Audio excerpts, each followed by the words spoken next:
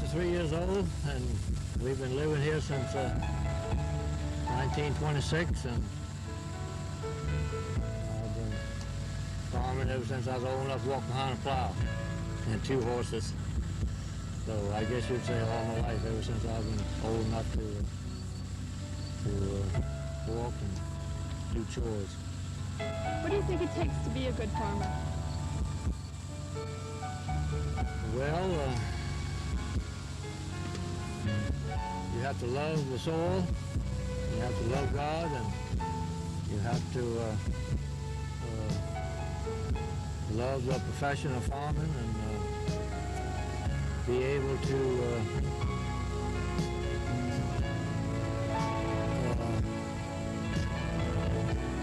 not avoid difficulties, but be ready to accept them, and try to look ahead. And you're going to make mistakes. The only person that don't make mistakes is a person that sits on his behind all the time and don't do anything. So you're going to make mistakes, and you only hope that you learn from your mistakes. And as I say, you got to love the soil, and to be a farmer, you just have to say that that's what I want to do, and toss the good and bad together. And you're not doing it for the money that's in it. You're just doing it because you love it, and for the glory that you get out of it.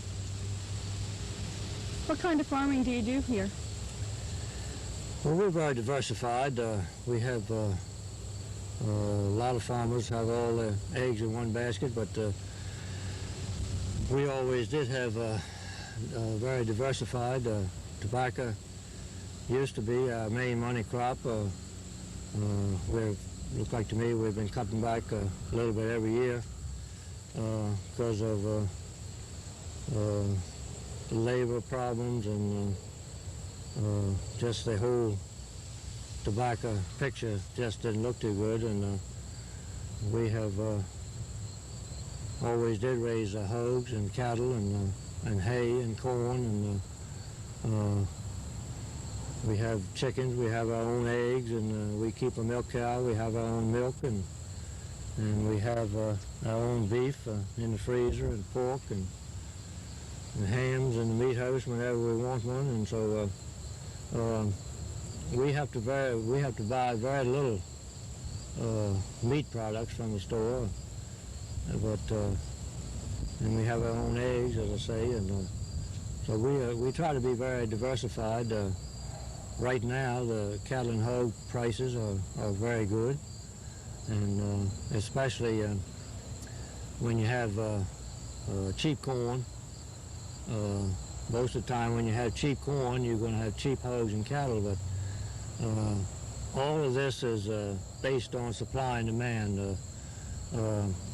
When you have a slow influx of hogs, then you're going to have an uprise in the market price-wise. And but now, when you have cheap corn and high-price hogs, it's been very incentive. The only problem is that you can get in the hog business real quick. In 6 months' time, you can be in the hog business, and you can breed a hog, and in 4 months' time, she's going to drop pigs, and in 4 more months, those pigs are on the market. So hogs are something that you can get into real quick, and a lot of people will see the hogs are bringing good money, and they'll either increase their herd, or some people that have never raised hogs will say, well, here's a quick way to make a few dollars, and they'll get into it, and sometimes that's what floods the market.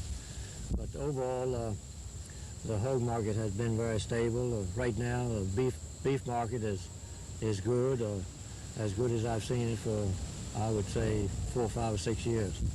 And so that's been a little bit better income than it has been. So we're very diversified. We're never going to get rich, but we're not going to starve to death either. Do you think people really understand what farming is all about? I really don't think that the general public really knows what really goes into a lot of the products. They go to the store and take a gallon of milk out the ice box and a pound of bologna out the meat shelf and a loaf of bread and just everyday occurrence, and they just don't stop and think. I always thought that it should be compulsory for a grade school child somewhere in first, second, third, or fourth grade to be given a course in agriculture. I think it would be the most important course that a child would take in school. I always thought that a kid has missed half his life by not being able to go down to the meadow and drive up a newborn calf with his mother, or be beside a sow when she's farrowing 10 or 12 pigs, and you get something out of that is meaningful, and you know just how the God and creation is working, and I would say 98% of the kids coming along, they just don't know where anything comes from, and they know it's in the store, but that's just about it. And I would love to see that if I had anything to do with the school system, I certainly would push for somewhere in the grammar school grades to a child should have a course in agriculture and just the basics of it. And I think it would be one of the better courses that are given today. And you feel that farmers live closer to the earth, closer to nature and God? Oh yes, there's no question about that. You just are dependent. The weather, you're almost controlled by the weather, and a lot of people say, well, farming is nothing but a gamble. Yes, it is in a way, but if you bet on a horse or play the lottery and you lose, you don't get anything. And we have never planted a crop that we didn't harvest something. We might not get a 100% crop, but we have never gotten 100% loss either. So it is a gamble, but you plant with faith, and when I plow and put that seed in the ground, I have no concern on knowing that seed is going to germinate and going to come up. If everything was as sure as that in this country or world, we'd be all right. So you plant in faith, and you just have to take the weather as it comes and make the best of it. What role does your wife and son play in your farming? Well, we have what we call, I guess you call a family operation. Bill, my son, is with me, and he likes the farm. He hopes to continue the farming operation after I slow down a little bit. And I'm 63. I never expect to retire and sit back in a chair. If he takes over, I'll help him and do as much as I ever did. But I just wouldn't be able to go as strong and as I have been in the past years. So it is a hard decision to make when you look at what other young people 25 and 30 years old are making, and you look at what a young farmer has to go through to compete in the marketplace. It's just not fair. But as I say, I hope Bill will continue to stay on the farm and is willing to take it over in a few years after I slow down a little bit. And right now he's working part-time to supplement his income, and he's a good mechanic, and he's a professional diesel. He doesn't like to work on automobiles too much, what he has been doing. We have a local garage down here, and he doesn't have to go too far to go to work, and they like him, and he likes to work there. So he's just doing it, as a supplemental income. Jean works with us too when we transplanting our crop in the field. She rides on the planter, and her and Bill do all the dropping of the plants. We have a mechanical planter, and you have to ride on that and place the plants in the fingers, and as the fingers come around, then it automatically plants itself. And well, she's into the Farm Bureau Women's Committee and a lot of the church organizations and things like that. And we're just a family operation, and when one hurts, everybody hurts, and when one has a good time, everybody has a good time. So we try to maintain it as a family operation. What do you think is so special about being a farmer's wife? A farmer's wife is exciting because she can do a lot of things that someone who has a 9-to-5 job can't, such as volunteer work or helping out with a school.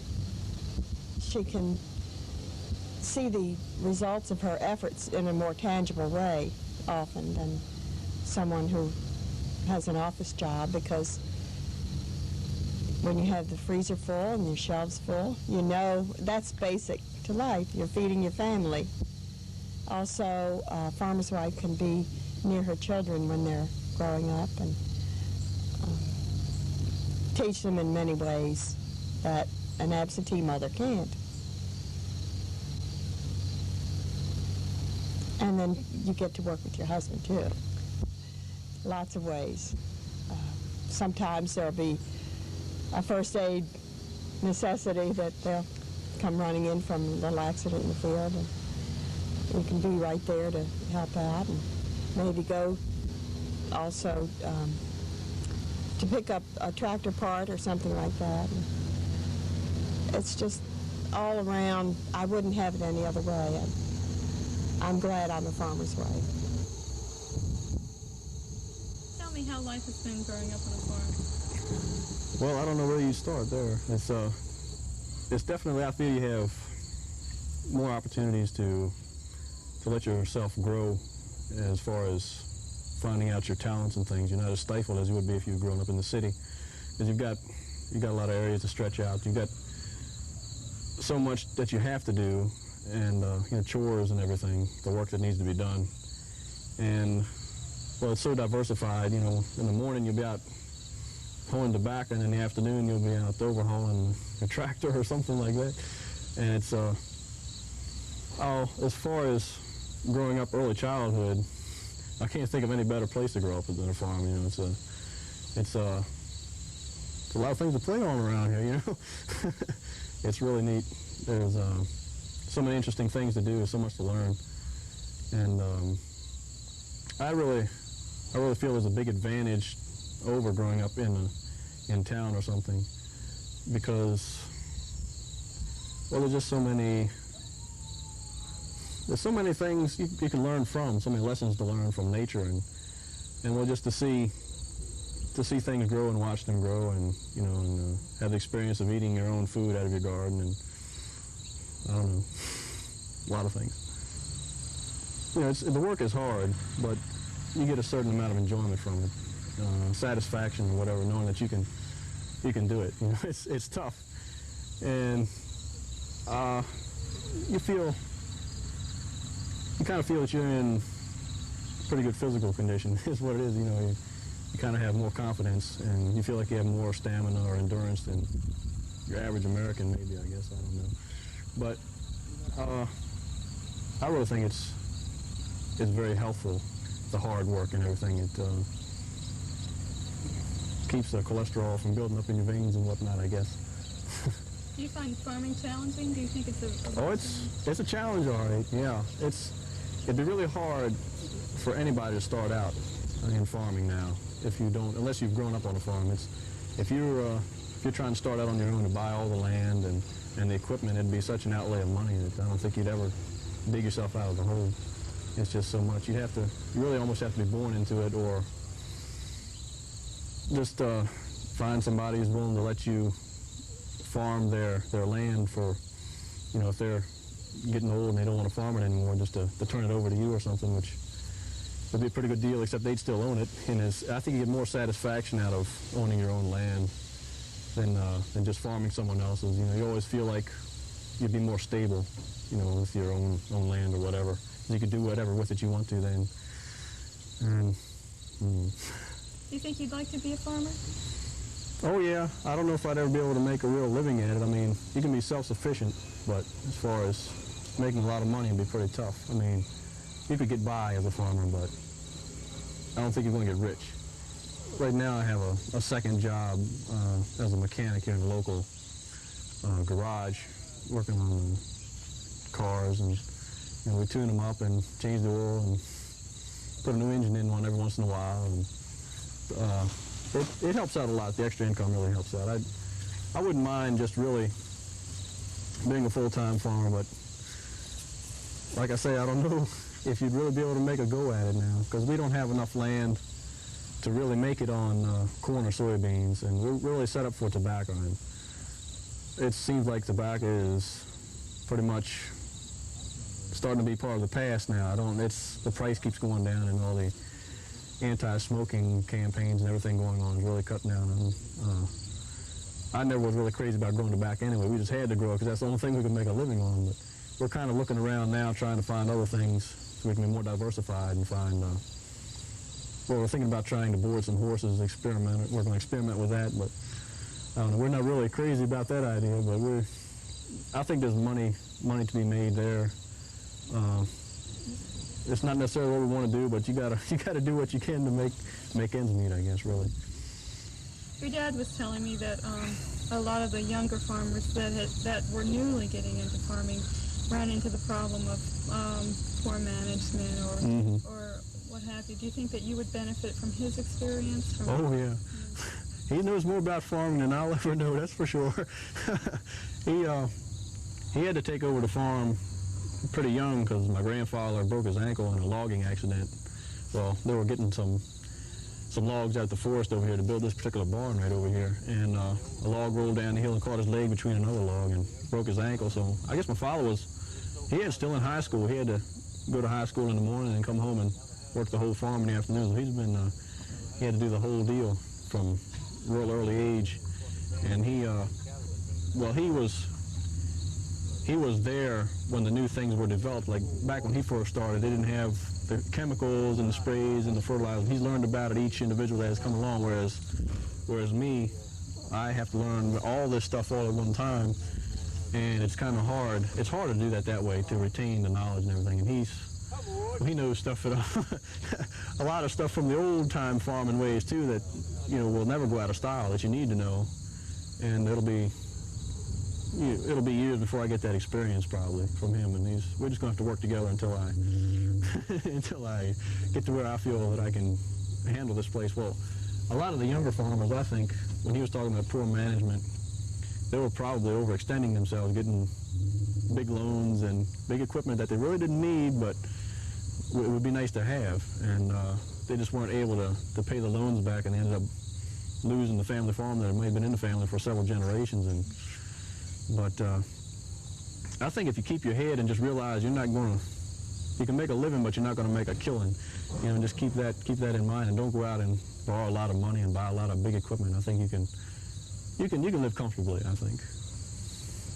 I know how the Farm Bureau has programs for men and women. Do they have programs for young children, and as you grow up in the farm bureau?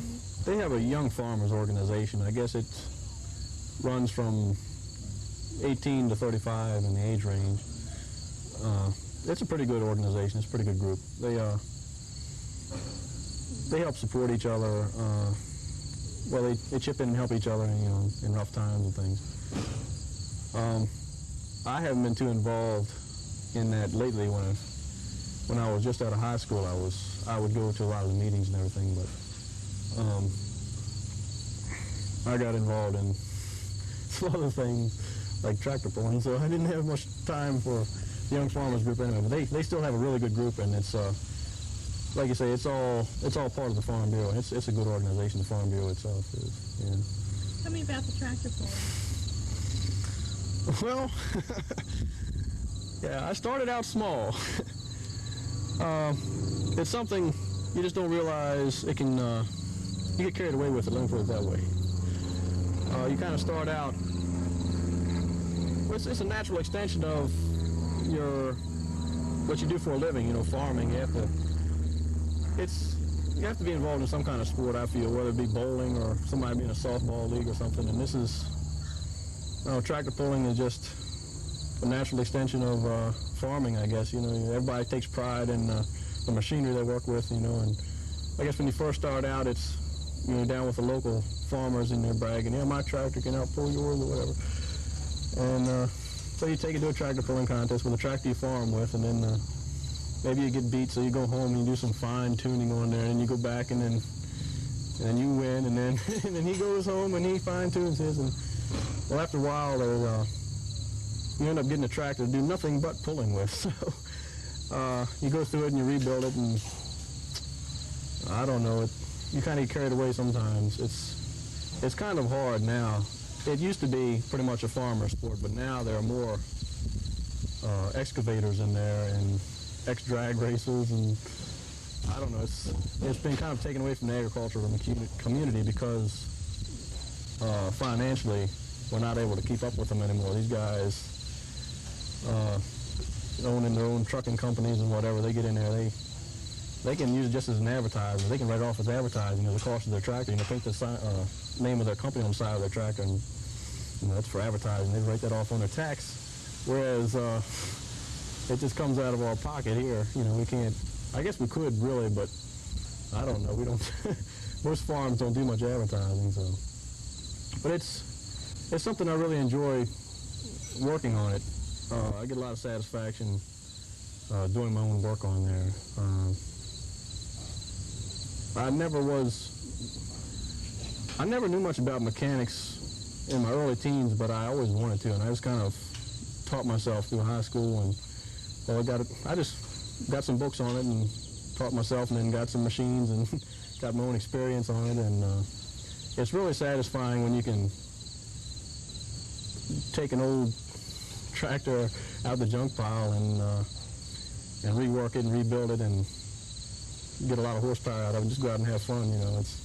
It's pretty fulfilling, I guess. To know that you've done all the work yourself, and even though you don't win, you still get a satisfaction of knowing, hey, I did it myself. And but it can get out of hand financially sometimes if you don't watch yourself. Go through a typical day on the farm with your dad. What do you go, from you get up with the sun? Well, yeah. I don't know what time it is when I get up because it's too dark to see the clock, so I just put my pants on and go outside, and we go out to the barn to feed the cows, and when we're done the feeding, then we go back in the house and eat some breakfast. And well, depending on what time of year it is, say if it's just the winter time, my father will go down and start stripping tobacco out in the stripping room. But during the winter, I usually go to work down at the garage down here, but that's only just a few months out of the year. That's not full-time at all. As far as the farm work in the summer, there's always something to do, whether it be walking over the fences and check to see that the cows can't get out anywhere, or we'll jump right out in the tobacco field and start breaking the tops out of the tobacco, or if the dew's not too heavy, we'll start cutting, or maybe we'll cut some hay. It's there's no such thing as a typical day on the farm. Everyone is different. You can't really run through a typical day. We just do whatever needs to be doing. We never need to do till 12, and then we go in and eat, and usually come back outside about 12:30 or 12:45, and do whatever we need to do until feeding time in the evening, which will be about 5:30 or so. And I think we probably don't work as late as a lot of farm families do. We generally get everything we want to get done, before supper, so we don't. A lot of times you'll hear farmers, I talk, they'll talk and say that they work till, 10 o'clock at night or something. There have been a few occasions where we've had to go back out and work, but usually we get done pretty much what we need to get done, and by 6 o'clock or so. So sometimes we work till 8 maybe, but we generally get it done pretty quick. But there's always every day there's always livestock. You know, we can't go on like a 2-week vacation and just leave things, you know, like I guess your average family, American family could. We have to always got to be here every day to feed and water the cattle and hogs and the chickens and get the eggs and milk the cow. And, you know, there's always something that has to be done. You know, you can't leave, well, the cows will get out. Every time we leave, invariably, we'll be going out the driveway all dressed up and we'll see the cows out somewhere and have to jump out and get them back in. So there's really no such thing as a typical day. It's always something new and different, and unfortunately sometimes exciting, I guess. Or that would be unfortunate or fortunate. It all depends on what it is. But it's always something different, unexpected usually. Sounds like a lot of hard work, but I can't help but notice that you look really happy. Yeah, well, it's enjoyable. I mean, like I say, you never know what to expect. I mean, to me, it's always exciting getting the cows back in after they get up. My father doesn't like it too much because he's afraid that we won't be able to get them back. But I always enjoy. Don't let him hear this, but I always kind of enjoy having to go get the cows in because, you know, it's a little excitement, I guess. And I don't know, I get a lot of enjoyment out of the hard work. The work is hard, but I'm really looking forward to getting into cutting the tobacco this year. Well, probably because we don't have very much of it, but I enjoy getting out there and working, you know, really knowing you have to do this and, you know, it needs to be done and you're the only one here to do it. And I just get a lot of satisfaction out of doing the work. It, like I say, it keeps you in good shape. And I don't know, you take a certain amount of pride, I guess, in it. What advice would you give any young man desiring to go into farming? Well, that's a good question.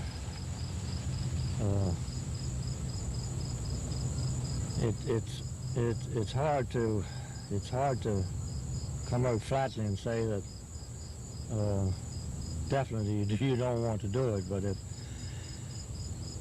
I've seen a lot of young people with determination that have gone out and worked construction a couple of years and have gone out and worked in mechanic shops and have only done it because they just wanted to see if that's what they wanted to do, or farming, and they have always come back to the farm and are doing a very good job at it.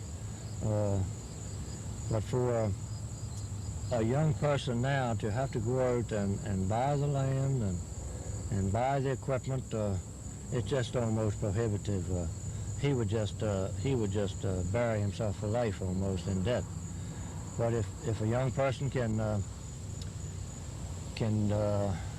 would be lucky enough to get on a farm where you have a good landlord and you have a good working relationship with him, and he's willing to work with you and you're willing to work with him, and he'll help set you up, or he might already have the equipment and the livestock, probably a beef herd of nurse cows or something like that, he's just as anxious to find that young man as the young man is to find the landlord.